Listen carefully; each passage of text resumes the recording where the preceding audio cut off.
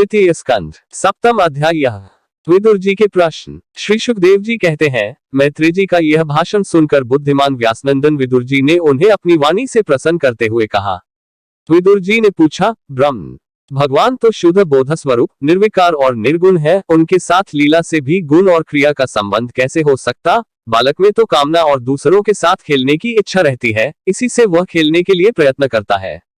किंतु भगवान तो स्वतः नित्य तृप्त, पूर्ण काम और सर्वदा असंग है, वे क्रीड़ा के लिए भी क्यों संकल्प करें? भगवान ने अपनी गुणमयी माया से जगत की रचना की है, उसी से वे इसका पालन करते हैं और फिर उसी से संहार भी करेंगे। जिनके ज्ञान का देश काल अथवा अवस्था से, अपने आप या किसी दूसरे निमित्त से भी कभी लोप नहीं होता, उनका माया के साथ किस प्रकार संयोग हो सकता है? एकमात्र ये भगवान ही समस्त क्षेत्रों में उनके साक्षी रूप से स्थित है, फिर इन्हें दुर्भाग्य या किसी प्रकार के कर्मजनित कलेश की प्राप्ति कैसे हो सकता है? भगवान, इस अज्ञान संकट में पड़कर मेरा मन बड़ा खिन्न हो रहा है, आप मेरे मन के इस महान मोह को कृपा करके दूर कीजिए। श्री सुखदेव जी कहते हैं, तत्व जिज्ञासु विदुर जी की यह प्रेरणा प्राप्त कर अहंकारहीन श्री मैत्रेय जी ने भगवान का स्मरण करते हुए मुस्कुराते हुए कहा। श्री मैत्रेय जी ने कहा, जो आत्मा सबका स्वामी और सर्वथा मुक्त स्वरूप है, वही दीनता और बंधन को प्राप्त हो। यह बात युक्ति विरुद्ध अवश्य है, किंतु वस्तुतः यही तो भगवान की माया है। जिस प्रकार स्वप्न देखने वाले पुरुष को अपना सिर कटना आदि व्यापार न होने पर भी अज्ञान के कारण सत्यवत भासते हैं, उसी प्रकार इस जीव को बंधनादि न होते हुए भी अज्ञानवश भास रहे हैं। यदि यह कहा जाए कि फिर ईश्वर में इनकी प्रतीति क्यों नहीं होती, तो इसका उत्तर यह है कि जिस प्रकार जल में होने वाली कंप आदि क्रिया जल में दिखने वाले चंद्रमा के प्रतिबिंब में न होने पर भी भासती है, आकाशस्थ चंद्रमा में नहीं, उसी प्रकार देहाभिमानी जीव में ही देह के मिथ्या धर्मों की प्रतीति होती है, परमात्मा में नहीं। निष्काम भाव से धर्मों का आचरण करने पर भगवत कृपा से प्राप्त हुए भक्ति योग के द्वारा यह प्रतीति धीरे धीरे निवृत्त हो जाती है।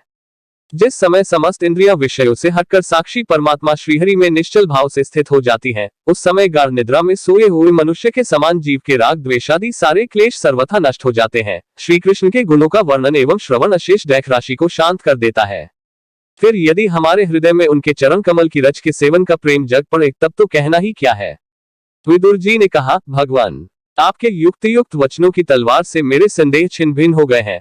अब मेरा चित्त भगवान की स्वतंत्रता और जीव की परतंत्रता दोनों ही विषयों में खूब प्रवेश कर रहा है। विद्वान, आपने यह बात बहुत ठीक कही कि जीव को जो क्लेशादि की प्रतीति हो रही है, उसका आधार केवल भगवान की माया ही है। वह क्लेश मिथ्या एवं निर्मूल ही है, क्योंकि इस विश्व का मूल कारण ही माया के अतिरिक्त और कुछ नहीं है। इस संसार में दो ही प्रकार के लोग सुखी हैं, या तो जो अत्यंत मूढ़ अज्ञानग्रस्त है, या जो बुद्धि आदि से अतीत श्री भगवान को प्राप्त कर चुके हैं। बीच की श्रेणी के संशयापन लोग तो दैख ही भोगते रहते हैं। आपकी कृपा से मुझे यह निश्चय हो गया कि ये अनात्म पदार्थ वस्तुतः है नहीं, केवल प्रतीत ही होते हैं। अब मैं आपके चरणों की सेवा के प्रभाव से उस प्रतीति को भी हटा दूंगा। इन श्री चरणों की सेवा से नित्य सिद्ध भगवान श्री मधुसूदन के चरण कमलों में उत्कट प्रेम और आनंद की बुद्धि होती है, जो आवागमन की यंत्रणा का नाश कर देती है। महात्मा लोग भगवत प्राप्ति के साक्षात मार्ग ही होते हैं, उनके यहाँ सर्वदा देवदेव श्रीहरि के गुणों का गान होता रहता है। अल्पुण्य पुरुष को उनकी सेवा का अवसर मिलना अत्यंत कठिन है। भगवान, आपने कहा कि सृष्टि के प्रारंभ में भगवान ने क्रमशः महदादि तत्व और उनके विकारों को रचकर फिर उनके अंशों से विराट को उत्पन्न किया, और इसके पश्चात वे स्वयं उसमें प्रविष्ट हो गए। उन विराट के हजारों पैर, जांघें और बाहें हैं, उन्हीं को वेद आदि पुरुष कहते हैं। उन्हीं में ये सब लोक विस्तृत रूप से स्थित, उन्हीं में इंद्रिय, विषय और इंद्रियाभिमानी देवताओं के सहित 10 प्रकार प्राणों का, जो इंद्रिय बल, मनोबल और शारीरिक बल रूप से 3 प्रकार के हैं, आपने वर्णन किया है, और उन्हीं से ब्राह्मणादि वर्ण भी उत्पन्न हुए हैं। अब आप मुझे उनकी ब्रह्मादि विभूतियों का वर्णन सुनाइए, जिनसे पुत्र, पौत्र, नाती और कुटुंबियों के सहित तरह तरह की प्रजा उत्पन्न हुई, और उससे यह सारा ब्रह्मांड भर गया। वह विराट ब्रह्मादि प्रजापतियों का भी प्रभु है। उसने किन किन प्रजापतियों को उत्पन्न किया, तथा सर्ग, अनुसर्ग और मनवंतरों के अधिपति मनुओं की भी किस क्रम से रचना की। मैत्रेय जी, उन मनुओं के वंश और वंशधर राजाओं के चरित्रों का, पृथ्वी के ऊपर और नीचे के लोकों तथा भूलोक के विस्तार और स्थिति का भी वर्णन कीजिए, तथा यह भी बतलाइए कि तिर्यक, मनुष्य, देवता, सरीसृप, सर्पादि रेंगने वाले जंतु और पक्षी तथा जरायुज, स्वेदज, अंश और उद्भिज, ये 4 प्रकार के प्राणी किस प्रकार उत्पन्न हुए। श्रीहरि ने सृष्टि करते समय जगत की उत्पत्ति, स्थिति और संहार के लिए अपने गुणावतार ब्रह्मा, विष्णु और महादेव रूप से जो कल्याणकारी लीलाएं की, उनका भी वर्णन कीजिए। वेश, आचरण और स्वभाव के अनुसार वर्णाश्रम का विभाग, ऋषियों के जन्म, कर्मादि, वेदों का विभाग, यज्ञों का विस्तार, योग का मार्ग, ज्ञान मार्ग और उसका साधन सांख्य मार्ग तथा भगवान के कहे हुए नारद पांचरात्र आदि तंत्र शास्त्र, विभिन्न पाखंड मार्गों के प्रचार से होने वाली विषमता, नीच वर्ण के पुरुष से उच्च वर्ण की स्त्री में होने वाली संतानों के प्रकार तथा भिन्न भिन्न गुण और कर्मों के कारण जीव की जैसी और जितनी गतियां होती हैं, वे सब है सुनाई। ब्राह्मण धर्म, अर्थ, काम और मोक्ष की प्राप्ति के परस्पर अविरोधी साधनों का, वाणिज्य, दंडनीति और शास्त्र श्रवण की विधियों का, श्राद्ध की विधि का, पितृगुणों की सृष्टि का तथा कालचक्र में ग्रह, नक्षत्र और तारागण की स्थिति का भी अलग अलग वर्णन कीजिए। दान, तप तथा इष्ट और पूर्व कर्मों का क्या फल है?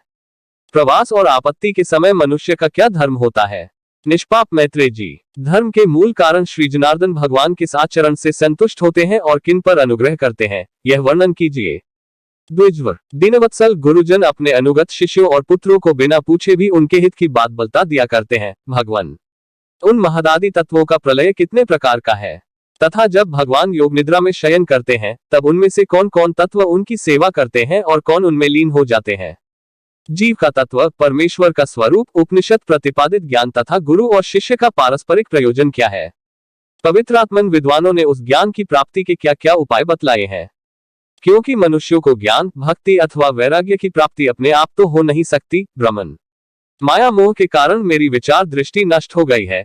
मैं अज्ञ हूँ, आप मेरे परम सुहृद हैं, अतः श्रीहरि लीला का ज्ञान प्राप्त करने की इच्छा से मैंने जो प्रश्न किए हैं उनका उत्तर मुझे दीजिए। पुण्यमय मैत्रेय जी, भगवतत्व के उपदेश द्वारा जीव को जन्म मृत्यु से छुड़ाकर उसे अभय कर देने में जो पुण्य होता है, समस्त वेदों के अध्ययन, यज्ञ, तपस्या और दान आदि से होने वाला पुण्य उस पुण्य के 16वें अंश के बराबर भी नहीं हो सकता।